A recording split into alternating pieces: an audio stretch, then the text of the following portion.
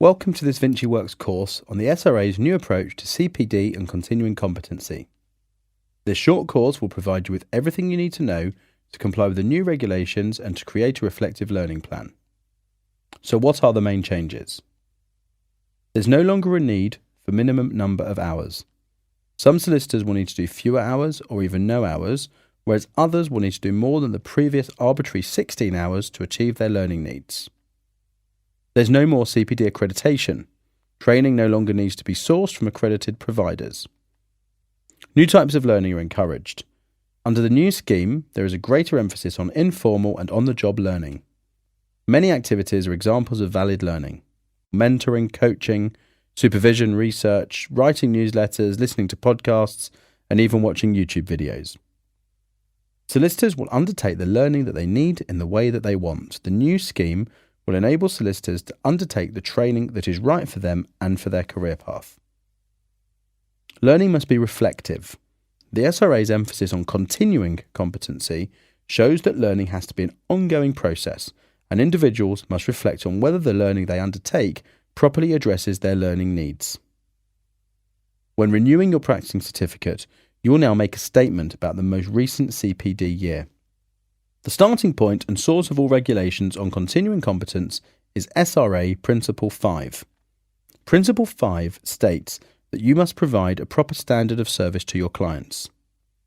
The SRA Handbook explains that for a solicitor to meet the requirements of Principle 5, they must meet the competencies described in the competence statement. So what is the competence statement? Competence statements are a common tool that organisations use to align everyone around necessary skills and qualities. The SRA describes its competence statement as follows. It captures the key activities required for effective performance as a solicitor.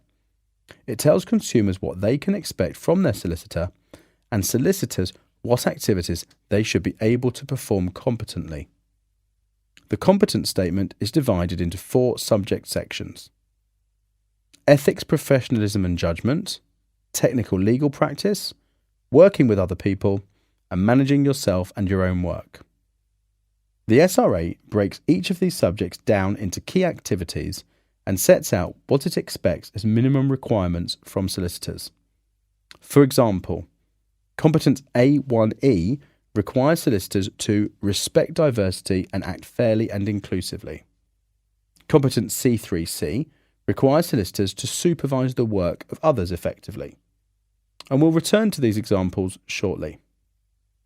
Note that the competence statement is a generic document which each individual solicitor needs to apply to their particular role and area of practice. One way to benchmark your level of expertise is to review the SRA's threshold standard. This sets the level at which all competencies should be performed at qualification and shows how skills should progress over time. Now that we've reviewed the regulation and considered the theory behind continuing competency, let's take a moment to consider how we use this information to create a reflective learning and training plan. Regulation 3 of the SRA's training regulations states that a solicitor must consider and undertake the learning and development you deem necessary to ensure your ongoing competence and that you're in a position to provide a proper standard of service to your clients. The SRA sets out the steps that it recommends solicitors take prior to making the annual declaration of competency. You have to reflect on your practice to identify your needs. Then you have to plan how you will address those needs. Next, you have to address the needs. In other words, undertake the necessary training. And finally, you have to record what training you carried out and evaluate or reflect again on whether the training was effective in addressing those learning needs. Reflection means creating opportunities to step back from your practice to consider how you think you're performing. In what areas could you perform better? What do you think you've learned from your experiences? And what you might do differently in the future? To help you with reflection, you may want to ask yourself the following questions. What are my strengths and weaknesses? Could I have done that better? And if so, how? Was it to do with my knowledge or technical skills? And if so, what knowledge, skills, or perhaps behaviours were lacking? In relation to that knowledge, skills, behaviours, how would I describe where I am now compared to where I need to be? And what do I need to do to get to where I need to be? The SRA expects you to reflect on your learning needs as an ongoing process. We recommend that you do this every few months by looking back at your development objectives to see if you're continuing to provide a proper standard of service, and by looking forwards to consider what you need to do to achieve and or maintain your development objectives so that you continue to provide a proper standard of service. The planning process requires you to work out what you need to do to satisfy your learning needs. You should also consider in the planning phase when you need to do it. Not every development need is urgent, and some may be ongoing long-term developments. Now you need to consider how you will do it and to prioritise which needs to concentrate on. So let's look at those examples again. Competence A1E requires solicitors to respect diversity and to act fairly and inclusively. So your reflection process might determine that you're not aware of the latest legislation on equality and diversity. So you might plan on attending a course or watching a webinar on equality and diversity. Competence C3C requires solicitors to supervise the work of others effectively. If you have trainees or other staff who report to you, are you happy with the way in which you're supervising them? Are they happy with the way that they're being supervised? Reflection on this competency might reveal a learning need that needs to be addressed on a one-off or even on an ongoing basis.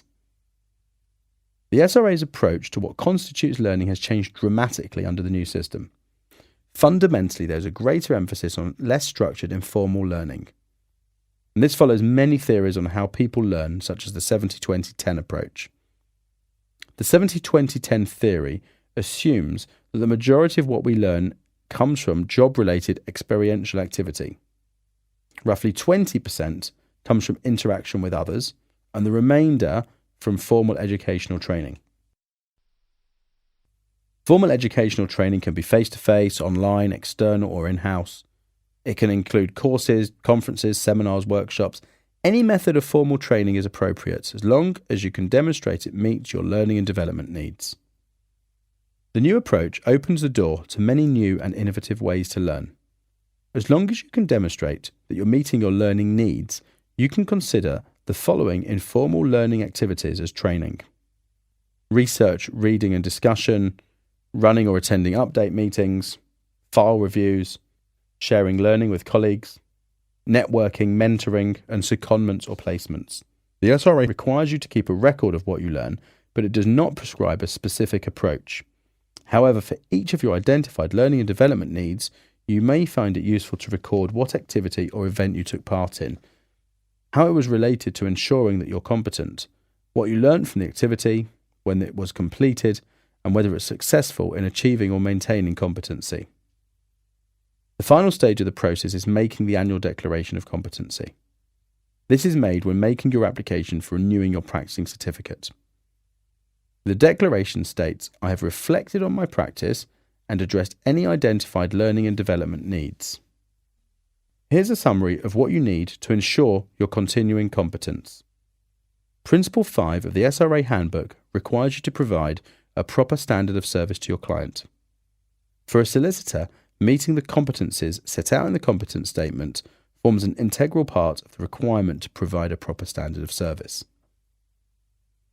To do this, make sure your skills and knowledge remain up to date. Reflect on the quality of your practice by reference to the competence statement. Identify, plan and address your learning and development needs. Record and evaluate your learning activity. And finally, make an annual declaration to confirm that you've completed all of the above. Thank you for attending this course on continuing competence. If you'd like to get into more detail, you can visit the SRA website and review the Continuing Competence Toolkit, or visit www.vinciworks.com/competence